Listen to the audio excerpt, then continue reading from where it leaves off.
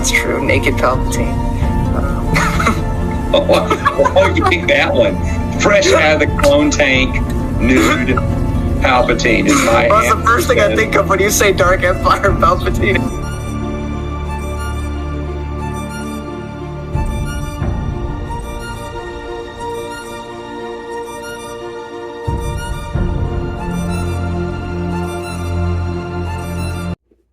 Hello.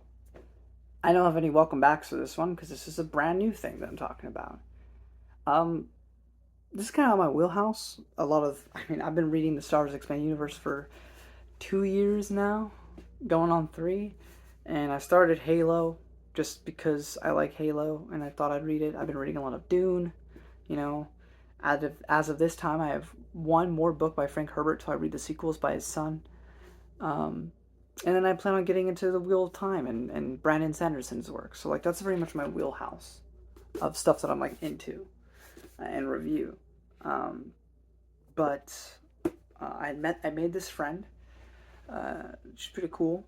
And we went to Barnes & Noble's one time, and we were just browsing around talking about life, religion, a whole bunch of things. But, we were talking about books as we were going through, and we were looking at stuff, and she mentioned this book by Matt Haig, The Midnight Library, and said it was pretty good. And so I took her word for it, and I bought it. Yeah, kind of outside my wheelhouse, but also kind of sort of in my wheelhouse. It's a mix of the two. Could be entirely a metaphor, or it could be literal. We'll find out. Actually, we won't find out, but make up your own mind, I guess. The Midnight Library. I'm going to say off the bat, it deals with, some heavy things, like suicide and depression. Does it necessarily handle these topics in the strongest way? For me, personally, not. Not that I actively talk about this, but I am somebody who deals with some stuff a lot of the time. And I don't think this book is going to, save my life or anything, if I had those feelings. Though if somebody said, it did, I would totally get that and respect that, absolutely. But just warning you, that's a pretty heavy topic, but I don't think the book treats it with respect, but I also don't think it deals with it, that heavily, really. It's more of a feel-good book, in the end. But this lady, she's in her 30s, and she wants to kill herself, because life sucks. So Nora is her name, and she goes to do some stuff, and she wakes up in a library with an old teacher she used to have, or librarian, or I forget, but Miss Elm. And Miss Elm tells her that, there's billions, trillions of different possibilities in life. Just choose one. There's a list of books all about you and possible versions of events. Pick up one and start reading. See if that's a life you might prefer. And it just basically becomes like a hop along across different possible worlds that Nora could have lived in or can live in. The whole idea is that she has to live in the world, accept it, and as long as she doesn't feel like she made a mistake or regret it, then she'll stay in that possible reality. But through it all, highs and lows, she become a rock star, or she can be an Olympic athlete, or this or that, a married woman. But no matter what, there's always something a little off about it, or it's super good and almost perfect, but not her life really, because she just hopped into another version of herself to live out this life. And so she ultimately, by the end of the book, she kind of, realizes that she, and the book's even real about it. It's she doesn't want to die. That's it. It's not that she's all of a sudden happy and she's never going to be depressed again and everything's peachy-dory. No, it doesn't say that. But it does say that the one important thing that's changed is that she no longer wants to die. And I guess that's a pretty important thing for people to hear. I also have a more depressing book to read in the future called No Longer Human, which we'll get to eventually. But, it's pretty fun. And it's, I think you could probably take it either way. Was she just having this huge acid trip of a dream, before she got taken to the hospital or whatever to, make her realize she wants to live, or did she actually travel between different dimensions and timelines and realities of worlds she could have lived in? You know, I don't know. But if you want to go the more sci-fi route, then yeah, sure, why not? But it was definitely a fun, kind of heartwarming book that, you know, there's definitely some things that really stood out to me, especially the Miss Elm sections where she would kind of speechify and say a bunch of stuff, and I really enjoyed that. No character really stood out to me particularly, except for Mrs. Elm. I mean, I like Nora. I think Nora's personality is interesting. But none of the other like side characters really stood out to me or anything. But I don't know if it's really even about that. You know, it's more just about Nora and her journey.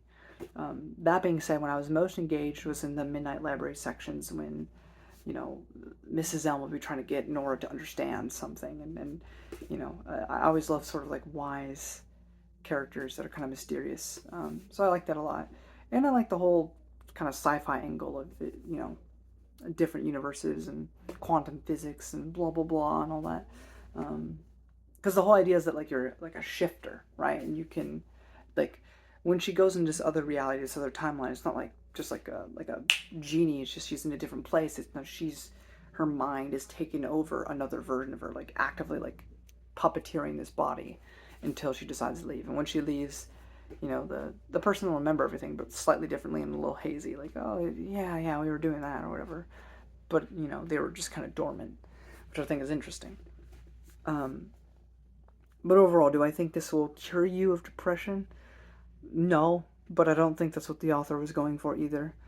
I think it was just meant to give you some perspective, you know, and think about your life, and maybe it's not that bad, but, you know, I definitely wish I could go to every reality and realize that for myself, but I can't do that. But it was a good read. I'm glad I read it. I don't know if it's like my favorite thing ever.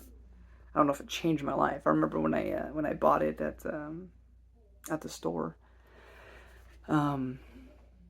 She was like, "Good choice." I'm like, "Oh, I." She recommended it. She said it was good, so I got it. And she's like, "Prepare for your life to be changed." I'm like, "Okay." I don't know if it was necessarily changed, but I did have a good time with it. And you know, maybe if you're going through a rough time, maybe this will make you feel a little bit better. But do I recommend it? Yeah, absolutely. I think it's a good time. It's definitely not something it's not the type of book that I've been reading or that I'm really invested into. It's been sci-fi, fantasy. Let me live in a world, let me escape reality for a bit. This is very much kind of bringing me back to reality. I mean, it's all fiction, but it definitely brought me back to reality, which is not necessarily something I want on my free time. It's not a bad thing. Like, it's done really well, and there's some really poignant moments in here, too. I just like to escape, I guess, if that makes sense. But yeah, I recommend it. The Midnight Library, pretty decent read. I'm gonna have some spoilers if you don't want any of that. There's the door. So I got copious amount of notes, not for this book specifically, but you know, it begins with her boss firing her, which is kind of where everything kind of spirals down for her. But yeah, the library is kind of like akin to like purgatory. It's kind of like this in-between state. Like, she's not dead or alive. But she first off starts with a marriage because she had broken it off with this guy, and she always wondered, like, what if she had stuck with him? Could her life have been really good? So she gets into this marriage, and while he was constantly pining after her and super sweet, when they were dating, you know, once they were finally in that relationship, you know, he had cheated on her multiple times, so she learns, and he just seems unhappy. They're going to counseling, but it's just not the life that she thought it would be with him. And so she gets disappointed and she gets sent back to the library.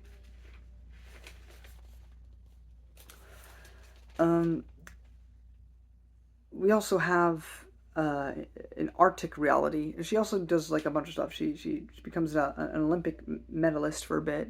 And her dad's still alive because her dad is dead in the main version, in the version of reality. But her dad's alive here. And also her brother's gay, which is something that's brought up. And in this reality, he has a husband and he's happily married. And, you know, the dad is, you know, he's alive and he's got his own girlfriend, but nobody really talks to the mom anymore. And Nora is really only doing this because of her dad, not because she like truly loves it. So she also gets disappointed with that. reality, and goes away again. She had considered once in her life, like, going to the Arctic and being like a scientist or whatever. I forget the term for it. So she goes to that reality, and she's kind of feeling it, but she's not really for it. And then she almost gets murdered by I guess not murdered. She almost gets killed, because murder's with morality, but a bear doesn't have morality. It's just nature. So a polar bear was going to kill her, and she realized in that moment that she didn't actually want to die. Which I imagine if I was in this situation too, I wouldn't want to die. So, but she doesn't want to be in that life. So she gets sent back. But while she's there, she meets somebody else that she kind of has like a romantic fling with. But this person, we learn, is, and this is the thing, is like, is this all in her head, or is this actually like reality? Because there's another person there who claims to also be a shifter, where he was like close to death. And he like is traveling across these different bodies and stuff and trying to find a life that suits him best. But he's been doing this like forever, like trying to find one that he deems worthy of staying in. So, but I thought that was interesting, the whole like sci-fi aspect to that. Then we have a rock star reality, which is pretty cool. She's a rock star now. She's making it big. She's famous, but in this reality, her brother's dead.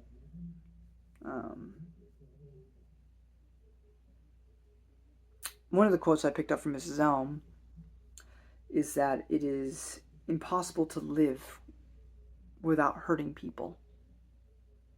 Which is double meaning, like, you can't live without at some point hurting somebody else's feelings, and you can't live without being hurt at some point. No matter how good your life is, there's going to be something bad that goes on, and that's just a part of it. But yeah, I mean, I'm probably doing a horrible job. I'm not much of a book reviewer, I guess. Even though I thought I was, but I'm not.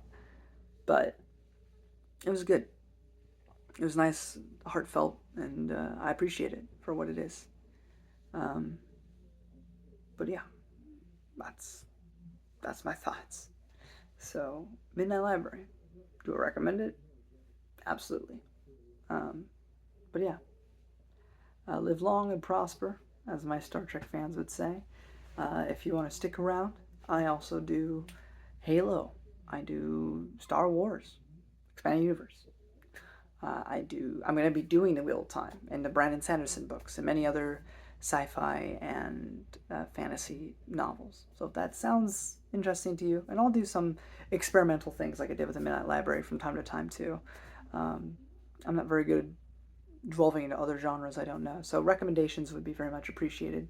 And yeah, thank you all so much for watching. If you enjoyed this video, give it a thumbs up, and remember that you have to live in order to make life worth something. And you may live it wrong. You may have regrets and mistakes. But unlike a novel, we can't reverse time. All we can do is move forward. But I've definitely had the feelings that the person in this book has felt multiple times. But I'm still here. And I'm not going to lie and say, like, life is fantastic. It certainly isn't. But it could also be a lot worse. And I had a problem before where I used to minimize my problem because it was like, well, people are starving in Africa. But I can't minimize myself just because, yeah, somebody does objectively just have it worse. But that doesn't mean that I can't still feel bad about anything going on in my life. So, no one's watching this video. But if you are and you're going through a tough time, I get it. Keep pushing through, though. You never know. I'm only 23. There's so much that can happen in 20 years. There's a lot of possibility. Like this book kind of implies the whole point. But if you remove that possibility, well, then you've already moved yourself from the equation. And maybe you feel like a burden. I know I've certainly felt like that, but at some point you gotta stop living for others and live for yourself. I don't mean to get too serious there, but I get it if you're going through stuff and it's very tempting. But stick with it. Maybe read this book. Maybe it'll help you. Maybe it won't. But there's so much of life to live. Don't end it before you have a chance to truly live it. I guess if that makes sense. Anyway. If I see you later, I'll see you later. If I don't, thanks for being here and watching to this point. And until next time, don't go find your own midnight library, because then that means that like you're in between death, but like maybe go out and explore. Find something worth living for. Till next time. I'll see you. And thanks for watching.